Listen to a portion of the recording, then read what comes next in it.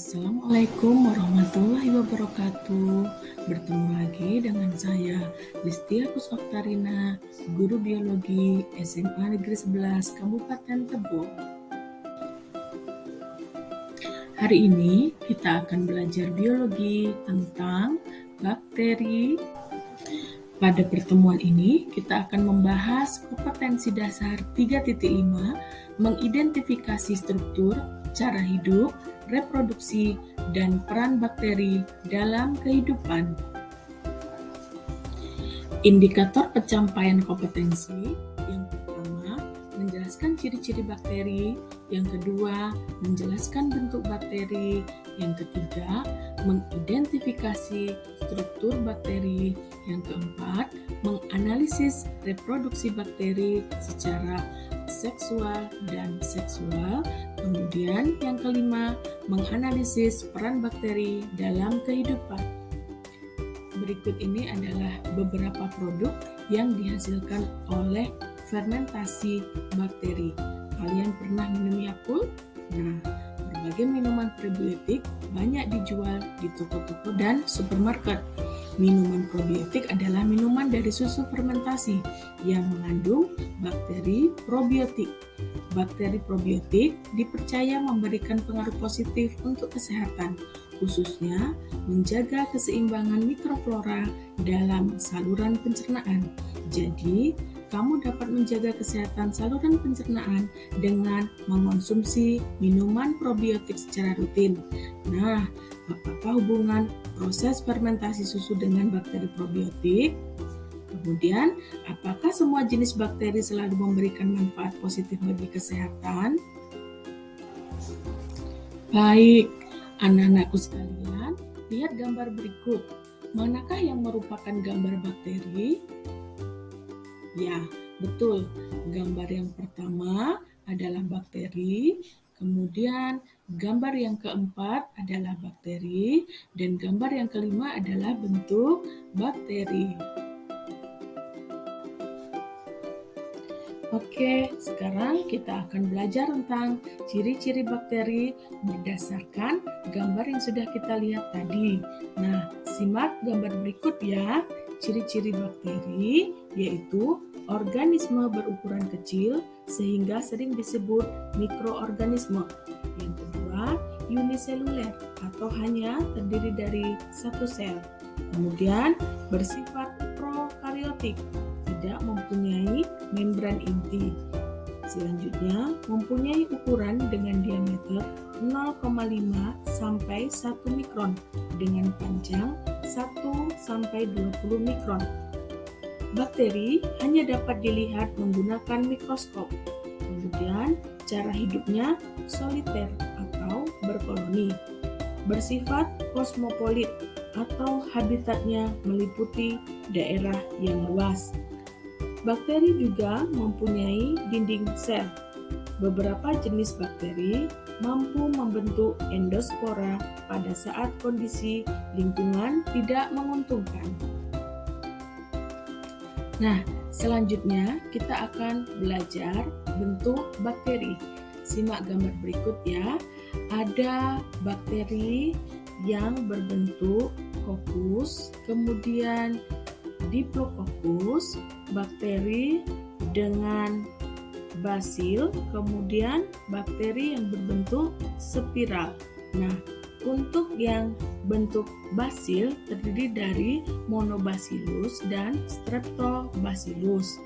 Monobacillus, contoh bakterinya adalah Escherichia coli, Lactobacillus, dan Salmonella typhi. Kemudian Streptobacillus, contoh bakterinya adalah Azotobacter, Bacillus anthracis, dan Streptobacillus monoliformis. Kemudian untuk bentuk bakteri yang kokus, bentuknya bola tunggal, kemudian Diplococcus bentuk bola berkoloni dua-dua, Streptococcus bentuk bola berkoloni membentuk rantai, Staphylococcus bentuk bola berkoloni seperti anggur, dan Sarcina bentuk bola berkoloni membentuk kubus. Kemudian ada bentuknya spirillum, spiral atau pegas. Spirillum berupa lengkung lebih dari setengah lingkaran. Kemudian spirochaeta, bentuk lengkung seperti kumparan, dan koma, membentuk lengkung kurang dari setengah lingkaran. Berikut adalah struktur bakteri. Struktur bakteri terdiri dari dua, yaitu struktur luar bakteri dan struktur dalam bakteri. Struktur luar bakteri terdiri dari dinding sel, kapsul, membran sel, flagela, dan pili. Kemudian, struktur dalam bakteri terdiri dari sitoplasma, nukleoid, ribosom, dan plasmid. Dinding sel berfungsi untuk pelindung dan pemberi bentuk sel bakteri. Kemudian kapsul, bakteri mempunyai lapis lendir yang berbentuk padat dan tebal yang disebut kapsul. Kapsul terdiri dari polisakarida dan air. Lendir ini menjadikan permukaan air sel bakteri menjadi licin. Fungsi kapsul bagi bakteri sebagai berikut. Alat pertahanan dan perlindungan bagi bakteri, mencegah kekeringan pada sel bakteri, alat melekat bakteri pada sel inang, kemudian sumber makanan bagi bakteri. Kemudian ada flagela atau flagellum. Flagela merupakan alat gerak bagi bakteri yang berbentuk batang atau spiral. Dengan adanya flagela, bakteri dapat bergerak menuju kondisi lingkungan yang menguntungkan atau menghindar dari lingkungan yang merugikan bagi kehidupannya. Misalnya, pada bakteri belerang akan bergerak menuju lingkungan yang mengandung senyawa kimia belerang. Kemudian, struktur dalam pada bakteri terdiri dari sitoplasma yang berfungsi sebagai tempat terjadinya reaksi-reaksi kimia sel.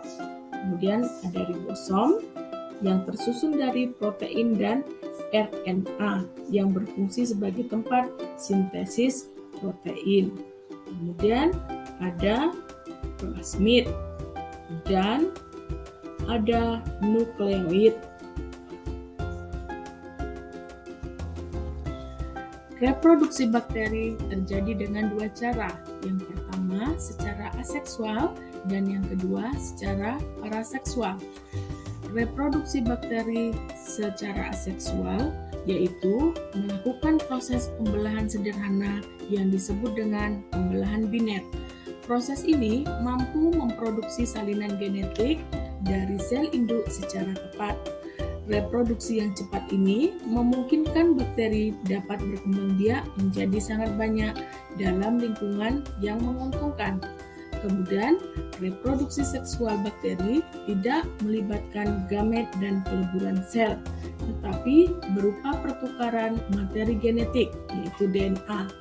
Proses perpindahan materi genetik semacam ini disebut juga paraseksual atau rekombinasi genetik.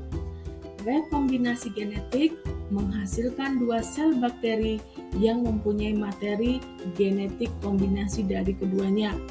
Proses rekombinasi genetik dapat terjadi melalui tiga metode berikut.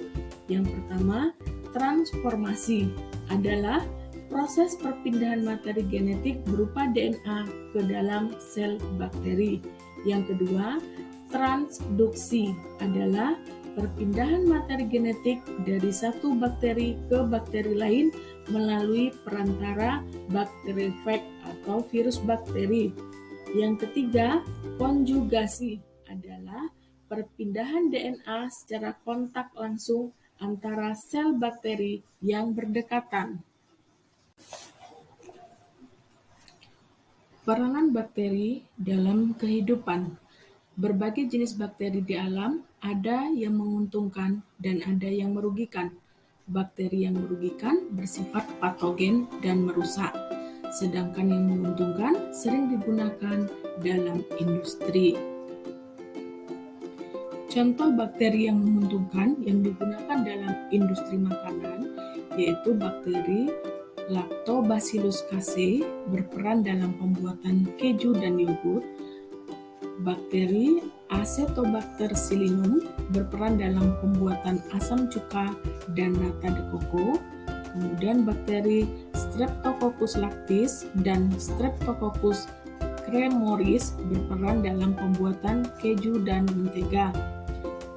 Sedangkan Lactobacillus bulgaris berperan dalam pembuatan yogurt, dan bakteri Spirulina berperan dalam pembuatan PST.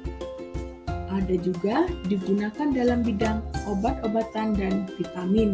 Contohnya, Bacillus brevis berperan dalam pembuatan antibiotik tirotrisin.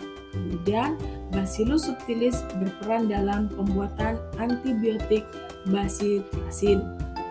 Ada lagi yang berperan di bidang lain, misalnya bakteri nitrit, Nitrosomonas dan Nitrosococcus, dan bakteri nitrat merupakan bakteri yang mampu membantu proses pembentukan senyawa nitrat dalam tanah. Ada juga bakteri yang merugikan, misalnya penyebab penyakit pada manusia. Contohnya, bakteri Vibrio cholera dapat mengakibatkan penyakit kolera. Bakteri Mycobacterium tuberculosis dapat mengakibatkan penyakit TBC. Kemudian yang menyerang hewan, nama bakterinya adalah Bacillus anthracus, mengakibatkan penyakit antrak pada sapi, kerbau, dan domba. Contohnya lagi, Streptococcus agalactiae dan Staphylococcus epidermidis dapat mengakibatkan penyakit mastitis pada hewan menyusui.